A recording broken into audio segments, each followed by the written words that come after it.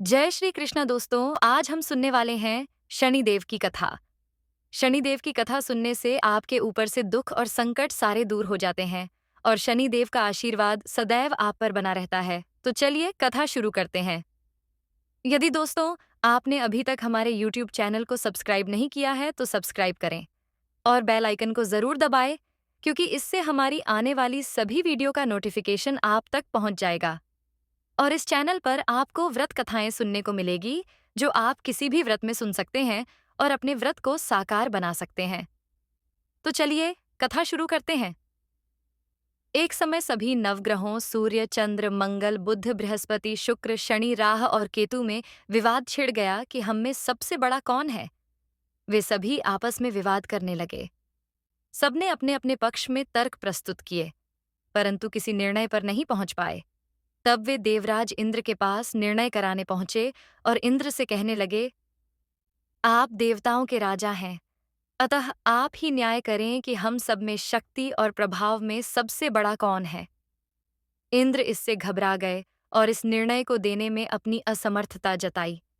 उन्होंने कहा कि इस समय पृथ्वी पर राजा विक्रमादित्य है, जो कि अति बुद्धिमान, न्यायप्रिय और दूसरों के दुखों को हरने वाला राजा है। वे ही इसका निर्णय कर सकते हैं। आप सभी उनके पास जाओ। सभी ग्रह एक साथ राजा विक्रमादित्य के पास पहुंचे और उन्हें अपना विवाद बताया, साथ ही निर्णय करने के लिए कहा। राजा इस समस्या से अति चिंतित हो उठे, क्योंकि वे जानते थे कि जिस किसी को भी छोटा बताया वही कुपित हो उठेगा। अतः राजा सोच विचार में पड़ गए कि मैं किसे बड़ा और किसे छोटा कहूं। तब राजा को एक उपाय सूझा। उन्होंने स्वर्ण, रजत, कांस्य, पीतल, सीसा, रांगा, जस्ता, अभ्रक और लौह से 9 सिंहासन बनवाए और उन्हें इसी क्रम से रख दिए। फिर उन सबसे निवेदन किया कि आप सभी अपने अपने सिंहासन पर स्थान ग्रहण करें। जो अंतिम सिंहासन पर बैठेगा वही सबसे छोटा होगा। इस अनुसार लौह सिंहासन सबसे बाद में होने के कारण शनिदेव सबसे बाद में बैठे, तो वही सबसे छोटे कहलाए। उन्होंने सोचा कि राजा ने यह जानबूझकर किया है, अतः उन्होंने कुपित होकर राजा से कहा, हे राजा, तू मेरे पराक्रम को नहीं जानता। सूर्य एक राशि में 1 महीना, चंद्रमा 2.25 महीना 2 दिन, मंगल 1.5 महीना, बृहस्पति 13 महीने व बुध और शुक्र 1-1 महीने विचरण करते हैं। परंतु मैं 2.5 से 7.5 साल तक रहता हूँ। बड़े बड़ों का मैंने विनाश किया है। श्री राम की 7.5 आने पर उन्हें वनवास हो गया। रावण की आने पर उसकी लंका को बंदरों की सेना से परास्त होना पड़ा। अब तुम सावधान रहना। ऐसा कहकर कुपित होते हुए शनिदेव वहां से चले गए। अन्य देवता खुशी खुशी चले गए। कुछ समय बाद राजा की 7.5 की दशा आई। तब शनिदेव घाड़ों के सौदागर बनकर राजा के राज्य में आए। उनके साथ कई बढ़िया, सुंदर और अच्छी नस्ल के घोड़े थे। राजा ने यह समाचार सून अपने अश्वपाल को अच्छे घोड़े खरीदने की आज्ञा दी। उसने कई अच्छे घोड़े खरीदे। वे एक सर्वोत्तम घोड़े को राजा को सवारी हेतु दिया। राजा ज्यों ही उस पर बैठा, वह घोड़ा सरपट वन की ओर भागा। भीषण वन में पहुंच वह घोड़ा अंतर्ध्यान हो गया और राजा भूखा प्यासा जंगल में भेंटकने लगा। तब एक ग्वाले ने राजा को प्यास से व्याकुल देखकर पानी पिलाया। राजा ने प्रसन्न होकर उसे अपनी एक अंगूठी दे दी। वह अंगूठी देकर ग्वाले के बताए अनुसार राजा पास के एक नगर को चल दिया और वहां एक सेठ की दुकान पर जाकर बैठ गया। सेठ को उसने अपना नाम उज्जैन निवासी वीका बताया। तब सेठ ने उसे भद्र पुरुष समझकर जल पिलाया और भोजन का आग्रह किया। राजा भूखा था, अतः उसने भोजन करना स्वीकार कर लिया। शाम तक राजा वहीं बैठा रहा। भाग्यवश उस दिन सेठ की बड़ी बिक्री हुई, तो सेठ ने उसे अपने लिए भाग्यवान समझकर खुश होकर अपने साथ घर ले गया और एक सुंदर कक्ष में उसे बिठाकर भोजन करने लगा। वहां राजा ने एक आश्चर्यजनक घटना देखी कि एक खूंटी पर हार लटका हुआ है और खूंटी उस हार को निगल रही है। थोड़ी देर में पूरा हार गायब था। थोड़ी देर बाद सेठ भोजन करके उस कक्ष में आया। उसने आने पर देखा कि हार गायब है। उसने समझा कि वीका ने ही उसे चुराया है, क्योंकि वहां और कोई नहीं आया था। तो उसने वीका को चोर समझकर कोतवाल के पास पकड़वा दिया। सेठ की बातें सुनकर राजा ने भी उसे चोर समझकर उसके हाथ पैर कटवा दिए और उसे नगर के बाहर फेंकवा दिया। जहां वीका पड़ा था, कुछ समय बाद वहां से एक तेली गुजरा। उसे वीका पर दया आ गई और उसने वीका को अपनी गाड़ी में बिठा लिया। वह उसे नगर में अपने घर ले गया। वीका तेली के घर काम करने लगा। वह कोल्हू पर बैठकर बैल हाँकता। इस तरह 7.5 साल बीत गए। अब राजा विक्रमादित्य की शनि की दशा समाप्त होने को आई।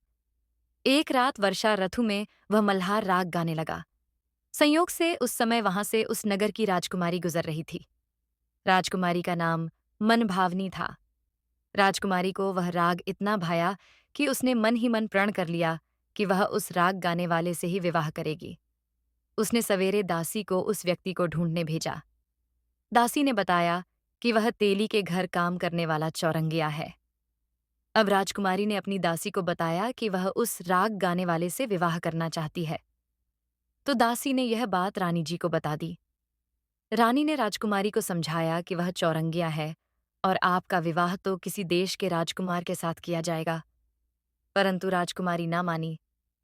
अगले ही दिन से उठते ही वह अनशन पर बैठ गई कि विवाह करेगी तो उसी से, नहीं तो प्राण त्याग देगी। राजा ने भी उसे बहुत समझाया, पर भी जब वह नहीं मानी तो राजा ने गुस्सा होते हुए अपनी बेटी से कहा, यदि तेरे भाग्य में ऐसा ही वर लिखा है तो मैं उसी से तेरा विवाह करा देता हूं। राजा ने उस तेली को बुला भेजा और उससे कहा कि तेरे घर में जो चौरंगिया है उसके साथ मैं अपनी कन्या का विवाह करना चाहता है। तेली ने कहा, महाराज, कहाँ आप हमारे राजा और कहाँ मैं एक गरीब तेली। राजा ने कहा, भाग्य के लिखे को कोई नहीं टाल सकता। घबराओ मत, अपने घर जाकर विवाह की तैयारी करो। राजा ने तोरण और वंदनवार लगवाकर अपनी कन्या का विवाह चौरंगिया से कर दिया। रात्रि को जब विक्रमादित्य, चौरंगिया और राजकुमारी दोनों महल में सो रहे थे, तब शनिदेव ने राजा विक्रमादित्य को स्वप्न में कहा, हे राजन, देखा तुमने मुझे छोटा बताकर कितना दुख झेला है। तब राजा ने उनसे क्षमा मांगी तो शनिदेव ने प्रसन्न होकर विक्रमादित्य को पहले जैसा कर दिया। तब राजा ने कहा, हे शनिदेव, मेरी प्रार्थना स्वीकार करो कि जैसा दुख मुझे दिया है ऐसा किसी और को ना दोगे। शनिदेव ने राजा की प्रार्थना मान ली और कहा, जो मेरी कथा सुनेगा या पढ़ेगा और व्रत करेगा उसे मेरी दशा में कोई दुख नहीं होगा। जो नित्य मेरा ध्यान करेगा और चींटियों को आटा डालेगा उसके सारे मनोरथ पूर्ण होंगे। ये कहकर वे अंतर्ध्यान हो गए। साथ ही राजा को हाथ पैर भी वापस दे दिए। प्रातः आंख खुलने पर राजकुमारी ने देखा तो वह आश्चर्यचकित रह गई और ईश्वर का चमत्कार मानकर पूछने लगी। तो वीका ने उसे बताया कि वह उज्जैन का राजा विक्रमादित्य है। राजकुमारी ने प्रातः सखियों और दासी को यह बात बताई तो वे सभी अत्यंत प्रसन्न हुईं। उधर जब सेठ को पता चला कि राजा का दामाद तो वही है जिस पर उसने चोरी का इल्जाम लगाया था, तो वह राजा विक्रमादित्य के पैरों पर गिरकर क्षमा मांगने लगा। सेठ ने कहा, मैंने आप पर हार की चोरी का आरोप लगाया था। अब आप मुझे जो सजा देना चाहो दे सकते हो। राजा ने कहा कि वह तो शनिदेव का कोप था, इसमें किसी का कोई दोष नहीं। सेठ ने फिर भी निवेदन किया कि मुझे शांति तभी मिलेगी जब आप मेरे घर चलकर भोजन करेंगे। सेठ ने अपने घर नाना प्रकार के व्यंजनों से राजा का सत्कार किया। सेठ ने उसी कक्ष में राजा को बिठाया जिसमें पहले बिठाया था। तभी सबने आश्चर्य से देखा कि जो खूंटी हार निगल गई थी वही अब उसे उगल रही थी। भोज समाप्त होने के बाद सेठ ने सोने की बहुत सी मोहरें देकर राजा का धन्यवाद किया और अपनी कन्या श्रौकंवरी से पाणी ग्रहण का निवेदन किया। राजा ने सहर्ष स्वीकार कर लिया। कुछ समय पश्चात राजा अपनी दोनों रानियों मनभावनी और श्रीकंवरी को सभी उपहार सहित लेकर उज्जैन नगरी को चले। वहां पूरे नगरवासियों ने सीमा पर ही बहुत हर्ष और उल्लास से उनका स्वागत किया। सारे नगर में दीपमाला हुई, सबने खुशी मनाई। राजा ने घोषणा की कि मैंने शनिदेव को सबसे छोटा बताया था, जबकि असल में वही सर्वोपरि हैं। तब से सारे राज्य में शनिदेव की पूजा और कथा नियमित होने लगी।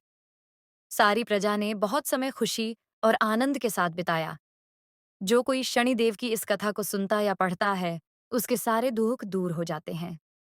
शनिवार व्रत के दिन इस कथा को अवश्य सुनना और पढ़ना चाहिए। तो इसी प्रकार शनिवार की कथा संपूर्ण हुई। यदि कथा अच्छी लगी हो तो वीडियो को लाइक करो और ऐसी ही कथा सुनने के लिए हमारे YouTube चैनल को सब्सक्राइब करें।